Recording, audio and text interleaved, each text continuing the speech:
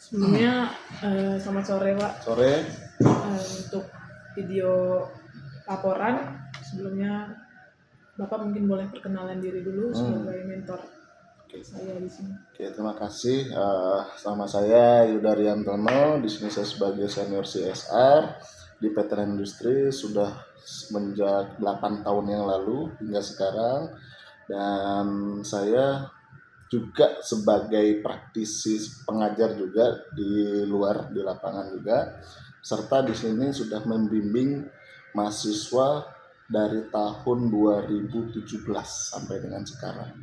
Udah lama berarti Pak, 2017. Kira-kira gimana nih Pak proses pembimbingan yang Bapak lakukan selama magang di sini Pak?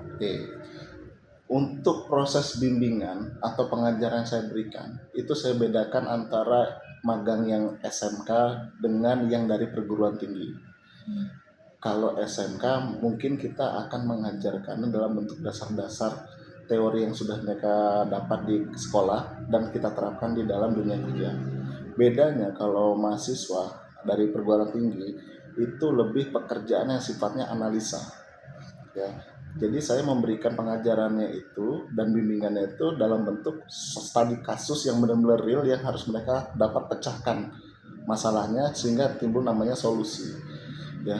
Jadi kami dari dunia kerja atau dunia industri ini, yang kami harapkan tuh bukan hanya sekedar teori, tapi ada sebuah inovasi yang juga dapat diberikan dari mahasiswa yang magang di kantor ini, di PT Industri khususnya.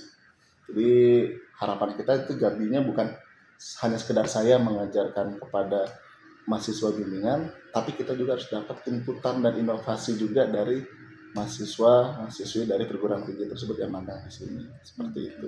Berarti mahasiswa juga ikut kontribusi langsung ya Pak ya? Betul, jadi memang ada namanya feedback ya, jadi nggak cuma satu arah, tapi kita saling diskusi satu sama dengan lainnya, seperti itu. Untuk pendapat Bapak tentang MBKM ini gimana Pak? Terkait program MBKM ini, menurut saya ini harus terus tetap dijalankan, karena dunia pendidikan itu harus sangat butuh juga dunia industri sebagai inputan. Karena mau bagaimanapun perguruan tinggi memberikan pendidikan pelajaran secara formal, ya, tapi studi kasusnya harus dapat memang langsung di lapangan. Jadi program ini harus tetap berjalan dan harus saling kolaborasi antara dunia pendidikan dengan dunia industri atau dunia usaha.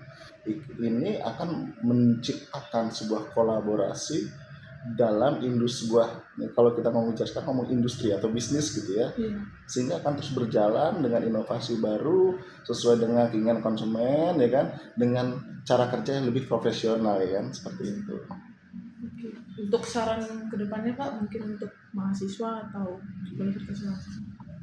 Berikan kebebasan seluas-luasnya terhadap mahasiswa yang ingin melakukan magang ya, MBKM itu sendiri ya.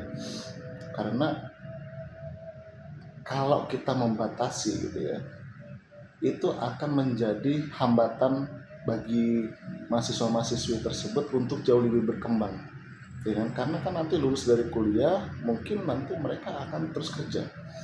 Kalau kerja tapi belum punya pengalaman, nanti terkena culture shock tuh, ya kan? Culture shock itu udah paling sering terjadi tuh. Perbedaan di dalam dunia pendidikan pindah ke dalam dunia kerja menyebabkan orang tersebut, kalau sekarang tuh bahasanya banyak sekali terjadi mental health lah, ya kan? Yang mudah kalau sekarang tuh lebih mudah tersinggung gitu ya. Kalau dunia kerja itu memang bukan seperti sekeras apa yang dibayangkan. Tapi kalau kita tahu bagaimana lingkungan kerja dari sebelumnya magang, sehingga nanti kalau masuk ke dunia kerja udah nggak kaget lagi gitu ya. Apalagi kamu juga tahu di dalam persyaratan kerja itu siap bekerja di bawah tekanan. Kalau di kampus mungkin dosen masih ada namanya toleransi ya. Kalau dunia kerja salah sedikit punishment, ya, kayak gitu ya.